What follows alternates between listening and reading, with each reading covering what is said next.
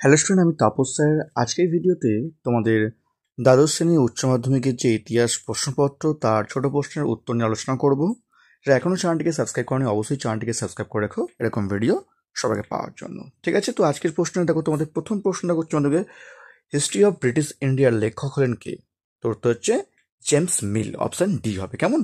Next দেখো পরের প্রশ্ন, history is a science no more no less, উক্তিকার জে ভি বিউরি। তারপর কলোনিয়াল শব্দটির উৎপত্তি কোন ভাষা থেকে? উত্তর হবে ল্যাটিন ভাষা থেকে। কেমন?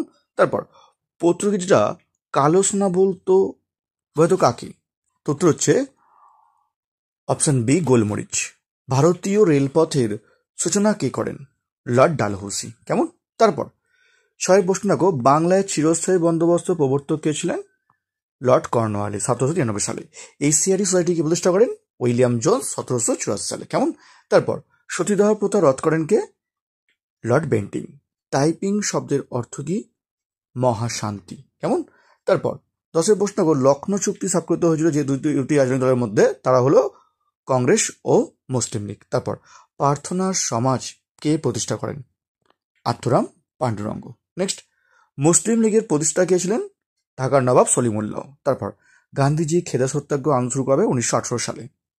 নেক্সট, ভারত শাসন আইন পাশ হয় কবে? 1935 সালে। তারপর দেখো তোমরা কি করেছো, এটা আনসার হচ্ছে, দেখো হিরোসীমা হচ্ছে তোমার হচ্ছে দুইয়ের অপশন থাকেনি, ওটা হচ্ছে ডোবামা অ্যাসোসিয়েশন।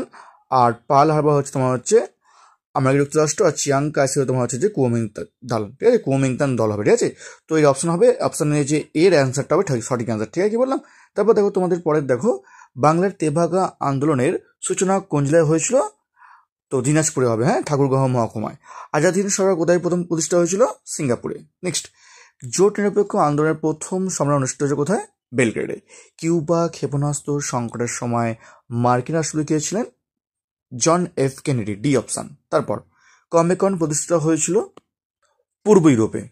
হিদেকি তোজো কোন দেশের প্রধানমন্ত্রী ছিলেন? তথ্য হচ্ছে জাপান। তারপর ভারতের সংবিধান কার্যকরী হয় কবে? 1950 সালে। স্বাধীন বাংলাদেশ আত্মপ্রকাশ করে কোন বছর? 1971 সালে। তারপর প্রথম পঞ্চবার্ষিকী পরিকল্পনা শুরু হয়েছিল কবে? 1951 সালে। এবারে আসবো তোমাদের এসিকিউ যে প্রশ্নপত্র আছে। প্রথম প্রশ্ন দেখো এসিকিউর, ভাস্কো ডা গামা কবে ভারতবর্ষে আসেন? 1498 সালে। আঙ্কেল টমস কেবিনের রচয়িতাকে? হ্যারিয়েট বিচার স্ট্রো। পরের প্রশ্ন দেখো, দুয়ের অরি, নতুন বিশ্ব বলতে কি বোঝো? নেক্সট, তিনের প্রশ্ন, লগ্নি পুঁজি কি অথবা কোন মার্কিন সেনাপতি সর্বপ্রথম জাপানে পদার্পণ করেন? কমোডর পেরি 1853 খ্রিস্টাব্দে। দস্তক কি? দস্তকতা অর্থ ছাড়পত্র। কেমন?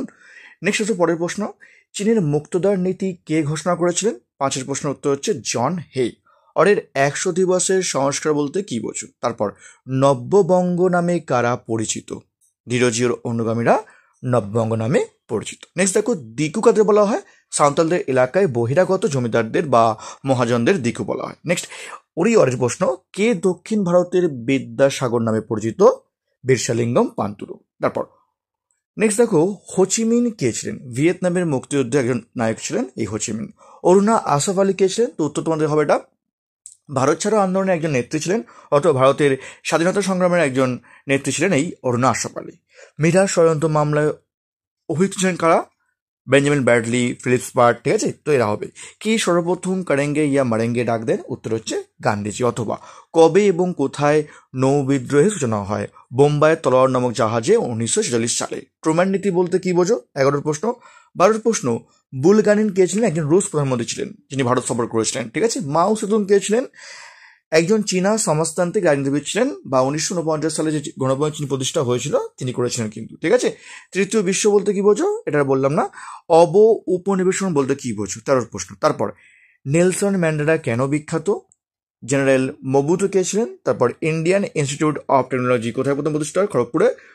মুজিবুর রহমান কন্যা বিখ্যাত ছিল, বঙ্গবন্ধু বিখ্যাত ছিলেন। ঠিক আছে, এবার আসবো আমরা 8 নম্বরের প্রশ্ন। দেখো, পেশাদারি ইতিহাস বলতে কি বোঝো?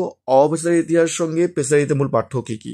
অর্ডারি প্রশ্ন, ইতিহাস রচনায় স্মৃতিকথার গুরুত্ব ব্যাখ্যা করো। তারপর পলাশির যুদ্ধ ও বক্সারের যুদ্ধের তাৎপর্য তুলনামূলক আলোচনা করো। 3 প্রশ্ন, ক্যান্টন বাণিজ্য প্রথার মূল বৈশিষ্ট্য কি ছিল? কেন এই বাণিজ্যের অবসান হয়েছিল? সমাজ সংস্কার হিসাবে রাজা রামমোহন রায়ের ভূমিকা মূল্যায়ন করো। আসবো আমি বিভাগ ক্ষয়ের প্রশ্ন, মন্টেগু চেমসফোর্ড সংস্কার আইনের সমালোচনামূলক বিশ্লেষণ করো। পরের প্রশ্ন, বাংলায় 1943 খ্রিস্টাব্দে দুর্ভিক্ষের কারণগুলি কী ছিল, এই বিষয়ে ব্রিটিশ সরকারের ভূমিকা কী ছিল। তারপর ভারতের স্বাধীনতা সংগ্রামে সুভাষচন্দ্র বসুর অবদান আলোচনা করো। নেক্সট, কিউবা ক্ষেপণাস্ত্র সংকট বলতে কী বোঝো, ঠান্ডা লড়াইয়ের ওপর এর প্রভাব আলোচনা করো। লাস্ট প্রশ্ন, বাংলাদেশের মুক্তিযুদ্ধের সংক্ষিপ্ত পরিচয় দাও, এই যুদ্ধে ভারতের ভূমিকা কী ছিল। তো তোমাদের কটা তোমরা ছোটো বড় ঠিক করলে অবশ্যই কমেন্টে জানিও। তো আজকের মতো এইটুকুই। যা চ্যানেল সাবস্ক্রাইব করনি অবশ্যই চ্যানেলটিকে সাবস্ক্রাইব করে রেখো এরকম ভিডিও সবাইকে পাওয়ার জন্য।